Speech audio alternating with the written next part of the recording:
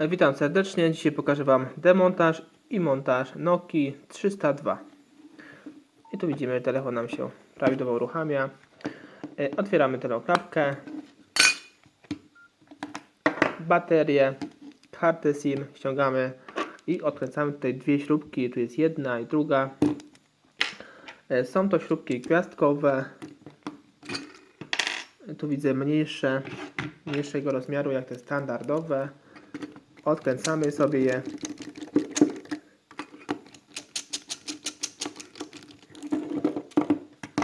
I odkładamy na bok, oczywiście. I teraz podładzamy sobie tutaj z drugiej strony obudowę takim płaskim narzędziem plastikowym bądź takim otwierakiem specjalistycznym. I tutaj od samego dołu jedziemy, wbijamy sobie nasz otwierak i jedziemy po całej tej długości. I jedziemy dalej.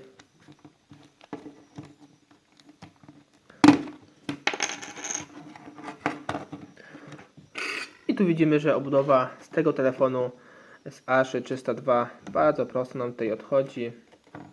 Naprawdę bardzo prosty telefon w demontażu.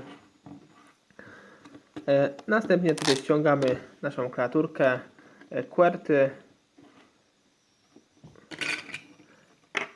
I tu widzimy, mamy do odkręcenia jedną, drugą, trzecią, czwartą śrubkę.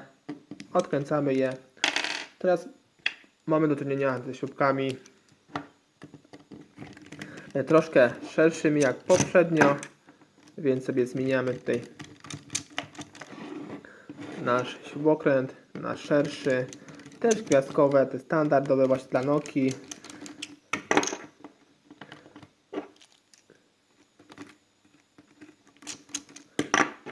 I sobie odkładamy na bok te śrubki. I jak widzicie, już druga minuta mija, a ja już prawie cały telefon odkręciłem, jaki on jest bardzo prosty. I teraz, jeśli chcemy nasz tutaj wyświetlacz zdemontować, podładzamy tutaj u samej góry. Wyciągamy tutaj od razu już całą tą płytę wraz tutaj z wszystkimi podzespołami. Tutaj podwadzamy na samym dole, tu mamy blokadę jedną. I tu u góry mamy drugą blokadę. Wypinamy. I tak to wszystko wygląda w tej Nokii, właśnie w Nokii Asha 302. Tu mamy główny głośnik dość sporej wielkości, kostkę ładowania, kostkę 3,5 jack, zasięg. I tu, jak wspomniałem, możemy sobie odczepić z drugiej strony naszą to ramkę wraz z wyświetlaczem. Tutaj z jednej strony odłączamy i z drugiej strony robimy to samo. Tu jest dość ciężko, trzeba sobie pomóc. Najlepiej takim szpikulcem. I tu mamy nasz wyświetlacz. Myślę, że ten wyświetlacz w kilku telefonach z klawiaturą QWERTY, szczególnie w Nokiach, na pewno nam będzie pasował. Bo jest tej samej wielkości, może kolory troszkę będą inne, ale jednak myślę, że spasuje się tutaj idealnie. Tu mamy też przy okazji głośniczek od rozmów w tym telefonie. Oczywiście możemy to z tej ramki wyciągnąć, tutaj podwadzamy, jest to łatwe tutaj w tym miejscu i wyciągamy nasz wyświetlacz.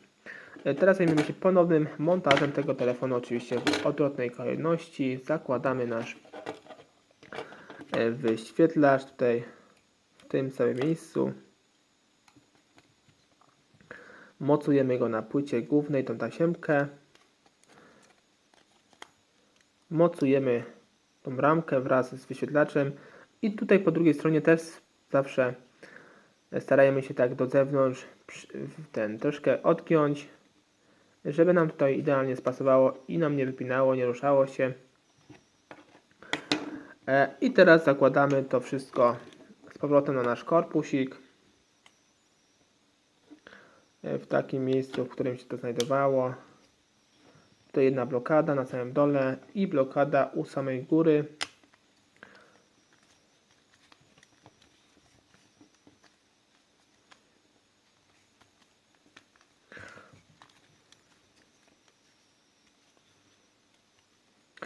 I teraz przykręcamy nasze wcześniej odkręcone 4 śrubki. Tu jest jedna, druga,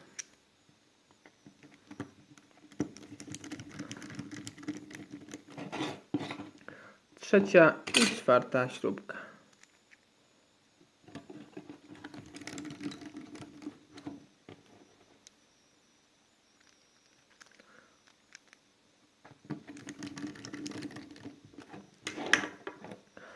I teraz po tym całym tutaj zajściu, po tym całym demontażu musimy oczywiście, jak już kończymy, wycieramy nasz wyświetlacz główny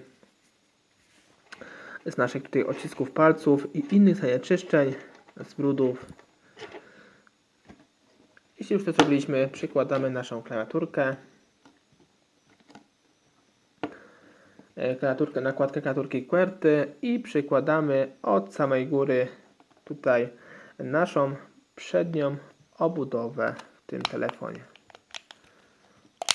I mocujemy tutaj wszystkie te zaczaski, by idealnie, poprawnie nam wszystko wchodziło. Jeśli to zrobiliśmy, to teraz przykręcamy nasze dwie ostatnie śrubki. Tu jest jedna i tu jest druga.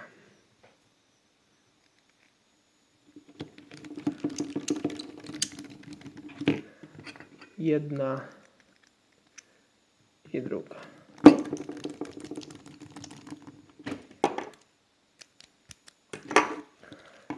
I teraz przykładamy naszą baterię, tylną klapkę, tutaj u samej góry. I teraz sobie telefon włączymy i zobaczymy, czy wszystko poprawnie zostało tutaj zmontowane, czy telefon nam tutaj działa.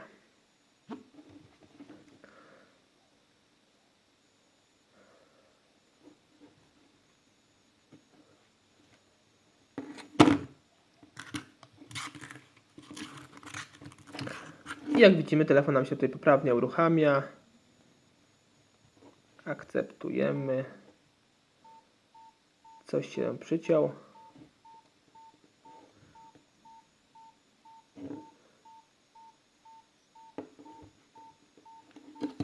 Za szybko go uruchomiłem. Jeszcze raz sobie sprawdzimy, bo się przyciął.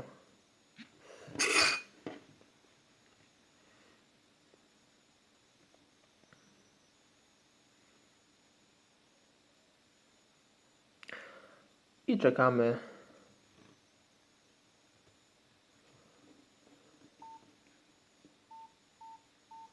Siemensów, Motorola i innych telefonów klasycznych. Cześć.